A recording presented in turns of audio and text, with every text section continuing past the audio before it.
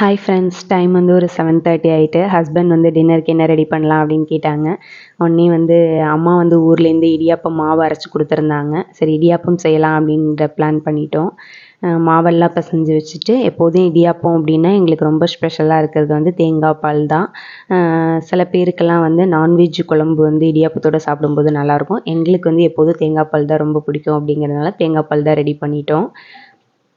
இடியாப்பம் வந்து ரேஷனில் கொடுப்பாங்க இல்லையா, பச்சை அரிசி, அதை வந்து அலசி காய வச்சு நல்லா நைஸாக அரைச்சி மாவாக நம்ம எப்போதும் வச்சுக்கிட்டோம் அப்படின்னா நம்ம இடியாப்பம் சாப்பிடணும் அப்படின்னு தோணும் போதெல்லாம் நம்ம வந்து இடியாப்பம் ரெடி பண்ணிக்கலாம். ரொம்ப ஈஸியான மெத்தட் தான்.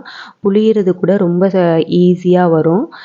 ரேஷனில் கொடுக்குற பச்சரிசிலேருந்து நமக்கு வந்து சாஃப்டான ரொம்ப டேஸ்டான இடியாப்பம் வந்து நமக்கு வந்து கிடச்சிருச்சு. இடியாப்பம் ரெடி ஆகிறதுக்குள்ளேயே சைடில் நான் வந்து பாத்திரமும் க்ளீன் பண்ணிட்டேன். தேங்க்யூ.